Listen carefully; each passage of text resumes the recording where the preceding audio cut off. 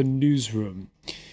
Just last week, Syria's president warned of chaos beyond his borders if foreign powers continue to supply weapons to insurgents. Well, this Monday, Beirut picking up the pieces after overnight clashes, pro- and anti-Damascus militants fighting. That left 2 dead. Those clashes, the spillover from the growing violence in the northern Lebanese city of Tripoli. Violence which came to a head Sunday with the shooting death of a prominent anti-Syrian Sunni cleric at an army checkpoint. Sheikh Ahmad Abdul Wahed buried this Monday in his home village. Now, Lebanon's military, so often hailed for managing to stay out of sectarian strife, is being second-guessed in a whole new way, it seems. Just how volatile is Lebanon and its uneasy patchwork of religions and clans? Some blame Syria for this one. Others point to Sunni radicals egged on by the Gulf states. More importantly, what's the recipe to preventing a further escalation? Today in the France 24 debate, we're asking if Lebanon could erupt. And with us to talk about it in the studio, Lebanese political scientist Ziad Majed of the American University of Paris. Welcome, sir. And Rouzbeh Parsi of the European Union Institute for Security Studies. We hope to be joined by Mufid Jaber of the Middle East Center in Beirut shortly. The France 24 debate, which you can follow along and weigh in on the conversation on Facebook and also on Twitter. You can find us at François F24. Now, Tripoli's been on edge ever since the civil war began in Syria a year ago. Syria, less than 30 kilometers away from that city. Tripoli, where radical Sunnis have squared off against Alawites, the minority sect of Bashar al-Assad. The shattered and charred remains of Sunday night's fighting. With the army now deployed on the streets, calm has returned to the Lebanese capital, but residents are still reeling from the violence. This is a real war. We were sitting at home with our children when we heard the gunfire. At least 2 people died in the overnight clashes between pro- and anti-Syrian regime groups of Sunni Muslims. Several more were wounded during fighting that involved machine guns and mortar fire. The confrontation was sparked when Lebanese soldiers shot dead a prominent Sunni cleric on Sunday afternoon. The army claims Sheikh Ahmed Abdul Wahed had tried to drive through a military checkpoint in northern Lebanon without stopping.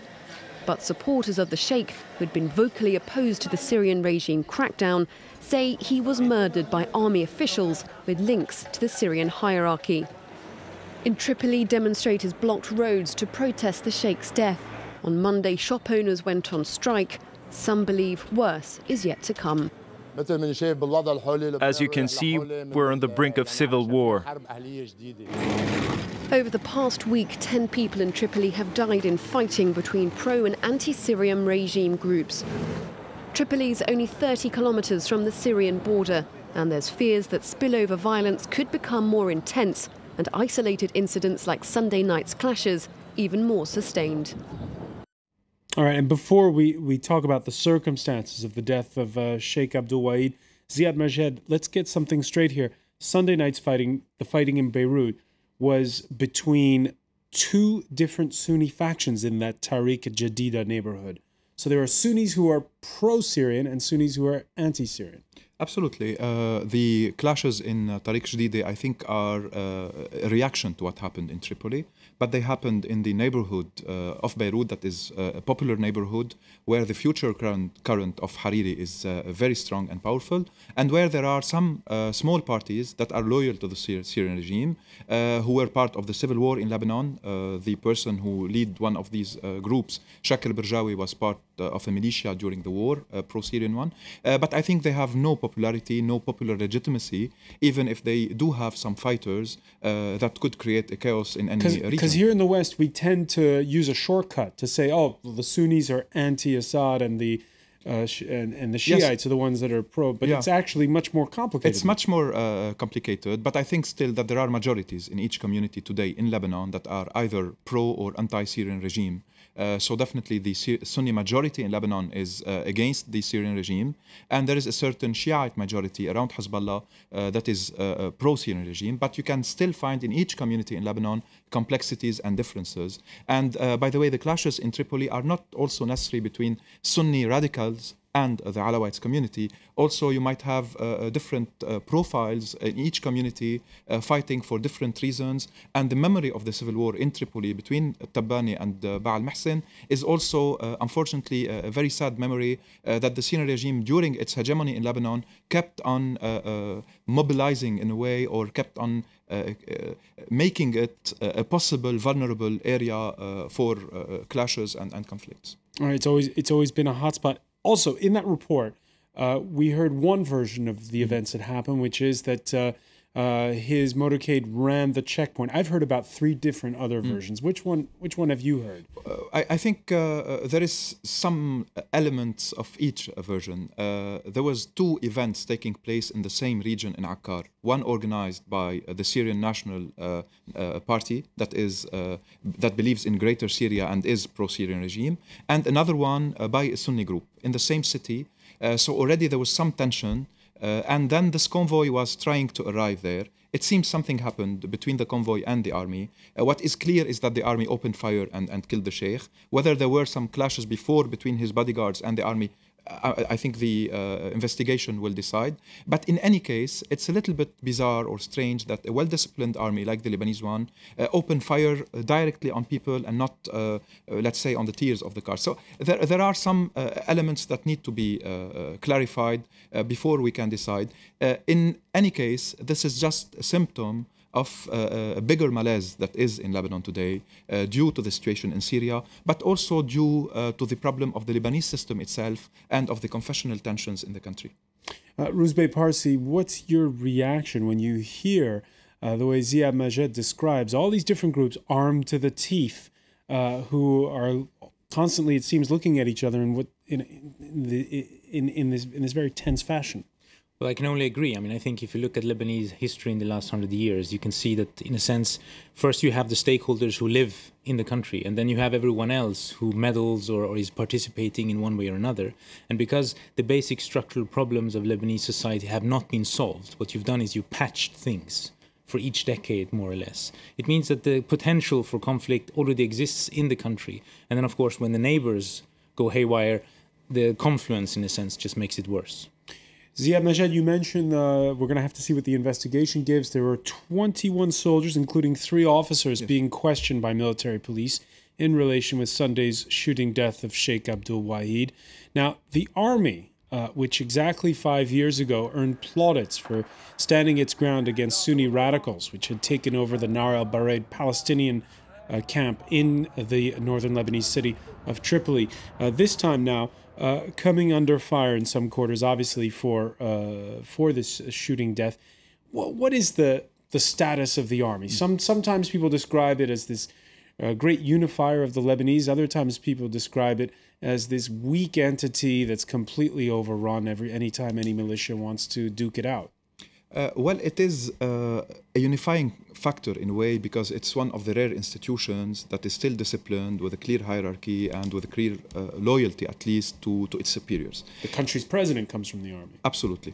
Yeah. However, it is also a mirror of the weaknesses of the country itself. There is a problem in Lebanon related to the national consensus on the position of Lebanon in the region, on the way its system should function, on the quotas or the shares of each elite representing a community in the system itself. And the system is called consociational and is a rare system. In fact, it's only present today in Switzerland, Belgium, and few other cases. So there are lots of problems, and the army cannot, when there are lots of tensions, be always away from these kind of tensions, because it reflects in a way the society. And in the north specifically, there is a large part of the army soldiers who come from the north. from Akkar itself, that is one of the poorest regions in Lebanon. However, the difference between what happened in Nahr al-Barid, in the Palestinian camp in 2007, and today is big. In 2007, it was much more a manipulated coup by the Syrian regime to send a person who was in jail in Syria before, called Shakir al-Absi, who created a militia in the camp and who announced that he will also create a kind of an imara, or a kind of Muslim government in the camp. It led to a clash with the army, and many considered that it was a Syrian attempt at destabilizing the country and at showing that Syria still possesses lots of cards in Lebanon. Today, the issue is much more related to the fragility of the Syrian regime itself, and not anymore to the fact that Syria is trying to control a country. It's exporting its crisis. It's trying to say that we can create troubles around, and we need to negotiate on a deal, especially with the West and with some Gulfi countries, Saudi Arabia and others. So the army is, in a way, in this trap between the reality of Lebanon, and especially in the north, that is very close to the Syrian border, and the fact that the Lebanese society this time is not unified behind the army, because many consider that the army is pro-government of Lebanon, that is today pro-Syrian. So this ambiguity is putting lots of pressure on the army itself. And when in the report there was that bystander who says that there's a risk of civil war, when you say that the army is undermined by what's going on, is that real, that risk? I don't think we are close to a civil war. We are close to more tensions, maybe to more crisis. But today there are no enough weapons in the country to create a civil war, and I'm not sure that all regional actors do have an interest in creating another tension point in the region. Plus, with the presence of Hezbollah, that is by far the most organized and armed group in Lebanon, I'm not sure that a scenario of war is possible. Hezbollah is even stronger than the army when we talk military issues. And they are trying to stay a little bit behind and not to get involved directly in the actual crisis. It's a strange time for Hezbollah, Rouzbeh Parsi, because one of their main backers is Iran. Yet over the past year, they've grown quiet over what's going on in Syria for a large part. Well, I mean, to a large degree, when it comes to foreign policy and when it comes to rhetoric of Hezbollah, it's always been the resistance camp, and it's been against oppression, etc. And that's part of the roots of it as a representative of the Shiite community in Lebanon itself. So that, of course, puts it in a very strange place now, when some of its backers turn out to be exactly the kind of oppressors that they ideologically usually try and foment resistance to. That being said, obviously, I think what we have to remember is that Hezbollah is a Lebanese creation. I mean, Hezbollah does get a lot of money from Iran, etc., but it is now embedded in Lebanese society, and it has to look towards that context for its survival. It's not, simply just a paid entity by Iran that will do its bidding, and therefore it has to be much more clear and careful about how it deals with the politics of Lebanon itself. And are there telltale signs that it's rolled with the punches, that it's realized that Iran and Syria are on shaky ground right now? Well, I'm not sure that they would necessarily share the analysis that many made, that Bashar al-Assad will just fall, simply. I mean, many people were very optimistic, if you will, in that would happen rather quickly, and obviously that has not been the case. But I do think that they've been trying perhaps more to hedge their bets than you would expect them if they simply were just following Syrian or Iranian orders. So they have both grown quiet and left a few signs that, well, they understand that it's not as simple as the Syrian government just being undermined by foreign elements. All right, the technical difficulties are sorted, so we're pleased to welcome Mufid Jaber from Beirut, from the Middle East Center. Apologies for those difficulties. Thanks for being with us here in the France 24 debate. We heard a moment ago Ziad Majed saying he doesn't think that we're headed towards a civil war, but he does think we could be headed towards a period of increased tension. Let me first of all ask you the question I put a short while ago to Ziad Majed. What's your take on what happened, the shooting death of Sheikh Abdul Wahid? Do you have information on that? I'm sorry, you're talking to me? Yes, we are. Can you hear me, Mufid Jaber? Yes, I'm sorry, can you repeat the question? I'm saying, what is your take on what happened to Sheikh Abdul Wahid? Well, my opinion is that unlike what many have said regarding what happened that this was somewhat a conspiracy or an assassination of Sheikh Wahid. I think it was more of a case, it's just more of a security case that was blown way out of proportion. Because what happened is that Sheikh Abdul Wahid is not this prominent cleric, nor is he a prominent member of the anti-Syrian movement.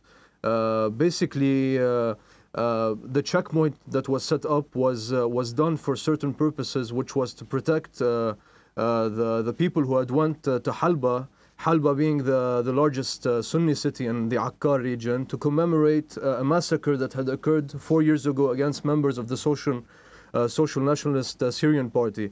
What happened with Sheikh Abdul Wahid was him refusing basically to stop at the checkpoint. I think it is more of a security issue more than it is an actual conspiracy on the part of the army or an assassination on part of the army, which many are wrongly saying that it was done at the instigation of the Syrian government. All right, so it nonetheless shows how everyone's always on tenterhooks in Lebanon. When the uprising began in neighboring Syria, Lebanese politicians generally keeping, as we were mentioning a short while ago, a low profile, even those staunchly opposed to Damascus. Syrian troops who spent 29 years in Lebanon, dating back to 1976. Ziad Majed, just how intermeshed today are the fates of Syria and Lebanon? I think they have always been closely connected, and we used to say that the security and the stability in Lebanon requires democracy in Syria, due to the fact that the Ba'athist ideology and the Assad regime itself wanted a certain hegemony over Lebanon. It entered in '76 and only left in 2005. So a large part of Lebanese independence life was under the Syrian hegemony and the Syrian control.